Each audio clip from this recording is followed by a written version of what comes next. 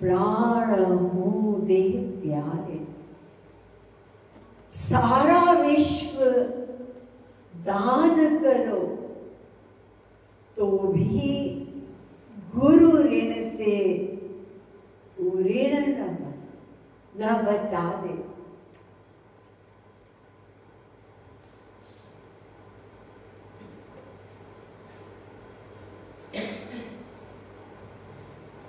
हम इसी बात को गहराई से सोचेंगे तो कुछ कुछ समझ में आएगा कि अनादिकाल से अनंत जन्म हो गए इस भवाटवी में, इस माया में थपेड़े खाते खाते कोई हमको रास्ता नहीं मिला। बस घूम घूम के इसी संसार में इस पुनरपि जननम पुनरपि मरण, गुरु ही आकर के और हमको जगाता है,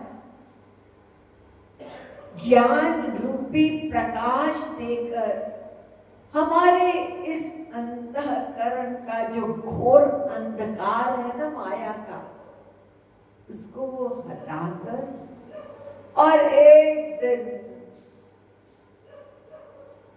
अपने वास्तविक उस दिव्य लोक में, उस गोलोक वृंदावन में वो ले जाए। और जब तक नहीं पहुंचते हैं वो कभी हमारा साथ नहीं छोड़ता। उन्होंने स्वयं ये हम लोगों को बताया, चाहे जितने ही जन्म लग जाए।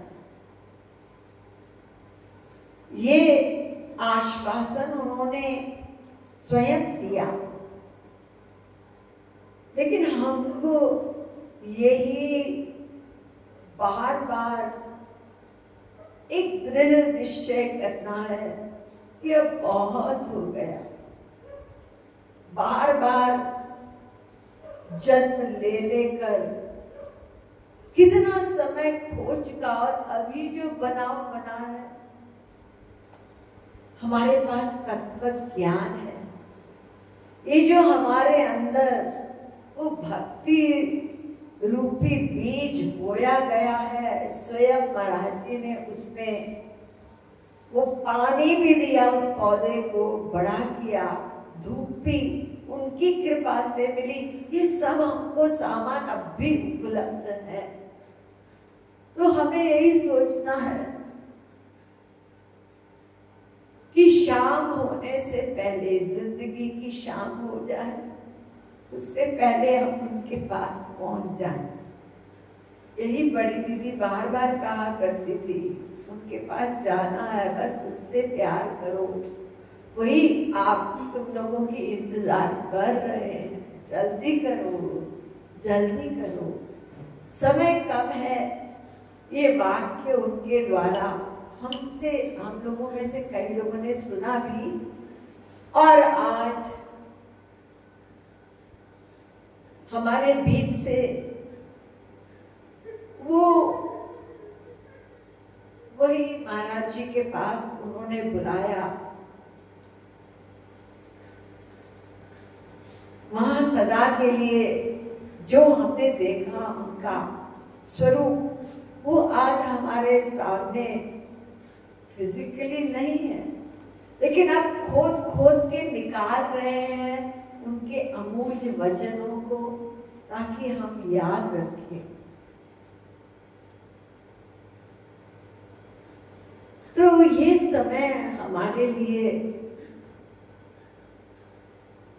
अपने कल्याण के लिए बहुत महत्व रखता है। बड़ी दीदी बार बार कुछ समय से कहा करती थी, बस महाराज जी का आखिरी संकल्प, उसके लिए मुझे डटकर प्रयत्न करना है। यानी महाराज जी ने कहा था ये म्यूजियम जो है, क्योंकि यही एक महाराज जी का दिग्दर्शन, उनसे एक साक्षात्कार इसी प्रकार का बन रहा है म्यूजियम। हम लोग सौभाग्यशाली हैं, अधिकांश लोग महाराज जी के जीवन काल में रहे और अभी भी उनकी कृपा की अनुभूति हो रही है। लेकिन भविष्य में करोड़ों जीव आएंगे, बढ़ रहे हैं सुन सुनकर, तो वो उस सौभाग्य से अपने आप को वंचित तो फील करेंगे। एक म्यूजियम खड़ा हो जाएगा जहां पर कि श्री महाराज जी के अनेक प्रकार के रूप, हर प्रकार के, और इस प्रकार से आने वालों को दर्शन होगा कि अंदर जाकर जब बाहर निकलेंगे उनको ऐसा फील होगा अब महाराज जी से मिलकर आए। वहीं पर श्री महाराज जी का सब कुछ उपयोग किया हुआ सामान रहेगा, लोग दर्शन कर सके। पहले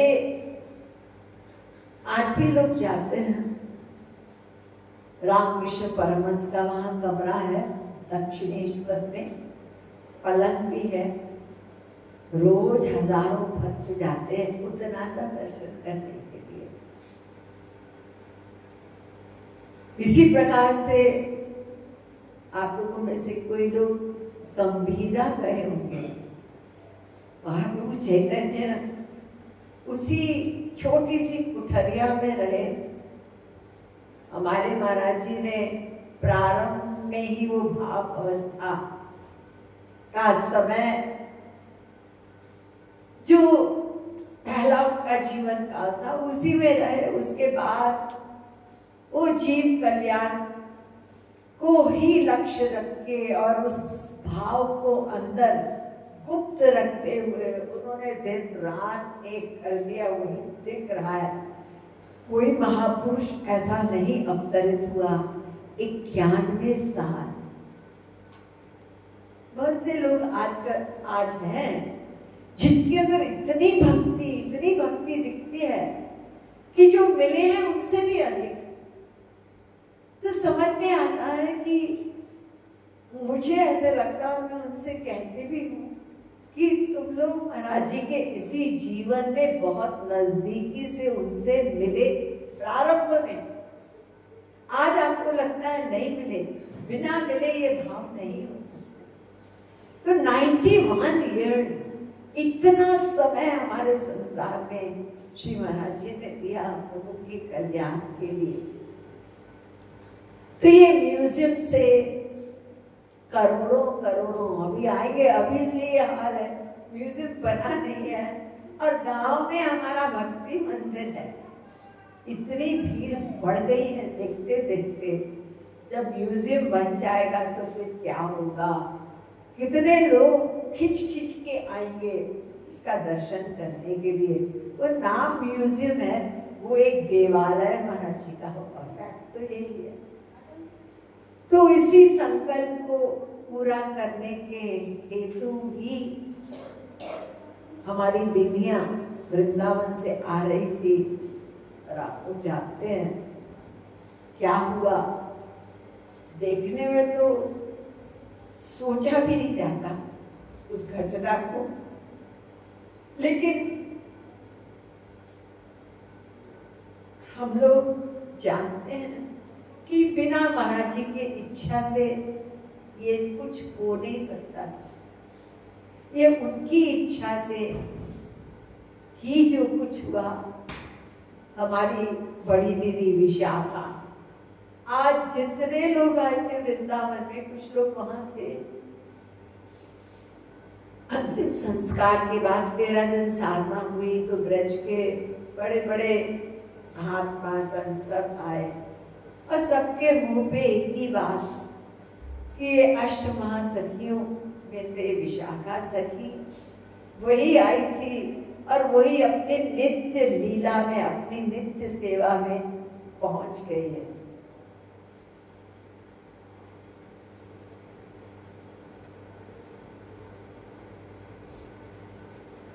बाकी हमारी दो दीदियां वीडियो देखते हैं, तीनों को एक साथ देखकर अभी हिम्मत नहीं होती सोचने के बीच कि ये दोनों खड़ी होगी, एक बीच में नहीं होगी। उनके लिए किस प्रकार से वो अपने अंदर को एक पत्थर रख करके और अब भी श्री महाराज जी की सेवा में जब तक महाराज जी की इच्छा होगी उसमें लगेंगी। लेकिन इस समय उनकी जो स्थिति है हम लोग सुने ही हैं। किसी को एक फ्रैक्चर होता है, उसी में परेशान होता है। और यहाँ हमारी छोटी दीदी को कितने सारे किस किस के कर्म अपने ऊपर लिए हैं हम नहीं जानते, लेकिन बहुत समय लग जाएगा। ठीक है, धीरे धीरे ठीक हो ही रही हैं। अपने कष्ट को दबाते हुए भी आज दर्शन देने आती है।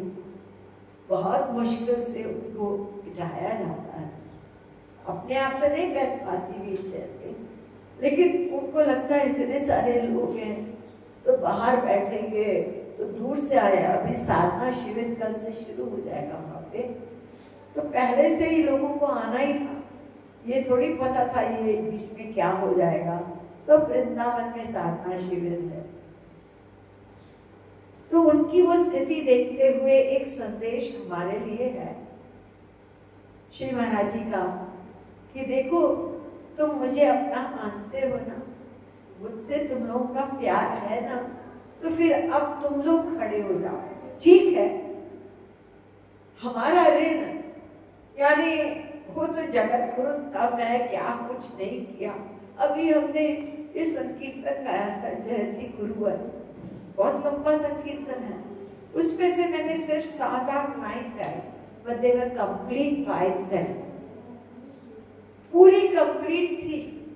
एक एक प्रवचन महाराज जी का ऐसा है कि एक क्या कह सकते हैं, यानी एक भी प्रवचन कोई सुनेगा तो उसको सारा ज्ञान उसमें से नहीं हो सकता। ऐसे ऐसे दिए, आप ये भी ले लो, कोई भी पद भी ले लो, परिपूर्ण है।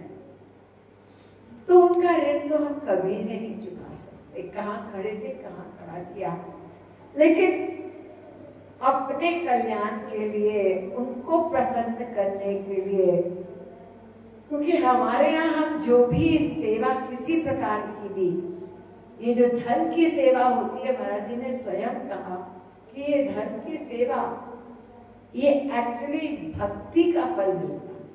संसार में लोग धन की सेवा करते हैं तो उनको सात्विक फल मिलता है उसका, यानी पुनः अगले जन्म में ये दान का उनको फल ये मिलता है।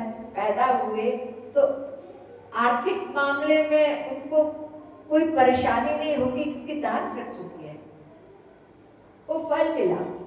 लेकिन हम लोगों को वो तो जो मिलेगा मिलेगा सात्विक फल, हम लोगों को तो भक्ति के रूप में मिलेगा, यानी बिना राधे राधे किए ही हमारा बर्तन शुद्ध होता जाएगा, क्योंकि हमने अपने इस माइक चीज को हमने उस परमार्थ में लगा दिया।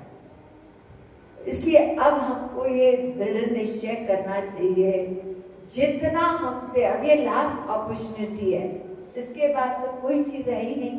आखिरी चीज म्यूजियम है, दीदी भी कहती थी कि महाराज जी का आखिरी संकल्प, तो हम बच्चों को ही आगे बढ़कर जितना हमारा, ये भी हम कहते हैं महाराज जी हमारे साथ है, देख रहे हैं, तो वही साक्षी रूप में देखेंगे कि how much we are going out of the way to fulfil this last resolve और डिजायर ऑफ महाराज जी।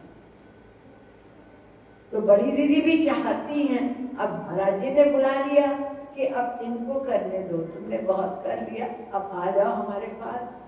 ये मैं अपने भाव व्यक्त कर रही हूँ, लेकिन ये फैक्ट है कि अभी जिस चीज के लिए उन्होंने कहा मैं सब जगह जाऊंगी, बोलती थी नेपाल भी, उड़ीसा भी, सब जगह जाऊंगी इस चीज को पूरा करने के लिए।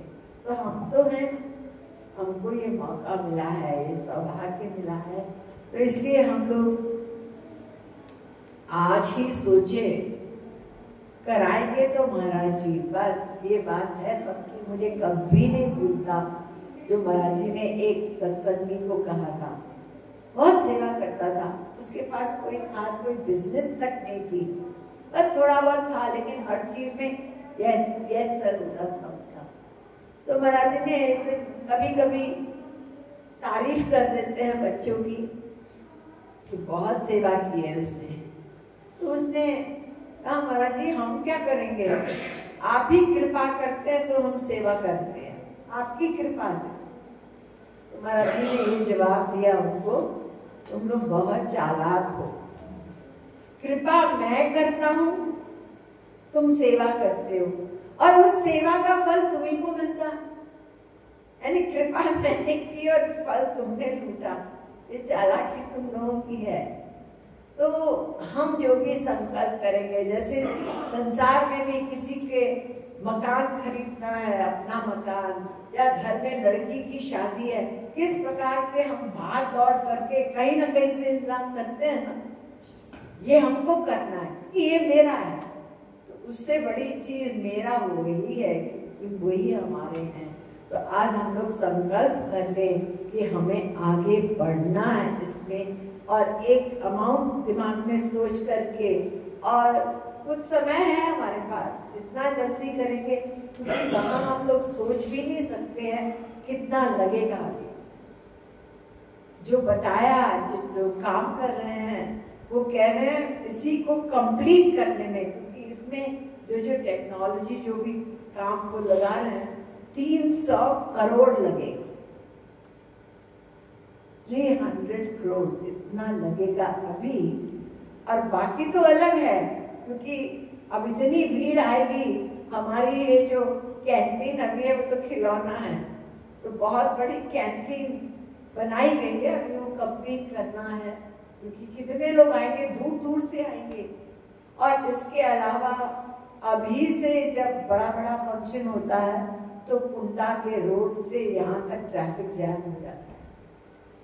जन्माष्टमी पे तो कोई आ ही नहीं सकता गाड़ी लेके अंदर, पैदल रखना पड़ता है, लोगों को दूर खड़ी करनी पड़ती है। तो म्यूजियम खुलेगा तो क्या होगा, तो उसके लिए पहले से सोचना, यानी पार्किंग लॉट भी खरीदनी पड़ेगी। अब वहाँ के लोगों को तो पता है कि भविष्य में ये जो बन रहा है, तो हमारी जो जमीन पहले 1-2 लाख की थी, ये करोड़ों की हो जाएगी, इतनी होशियार। तो क्या जैसे भी ये किसी प्रकार से नेगोशिएट करके लेना ही पड़ेगा, ताकि पार्किंग के लिए भी सुविधा हो जाए, नहीं तो भविष्य में क्या होगा। तो ये सब चीजें सोचते हुए वहां पे लगेगा। तो हम भी अगर जितना इसका भाग बनेंगे, ये हमारा भविष्य अवश्य बनेगा। वी विल बी फॉर्चुनेट कि महाराज जी के इस आखिरी संकल्प में हम बच्चों को भी एक मौका मिला। तो गुरुवर अरु गोपाल दो अति दीन दयाल,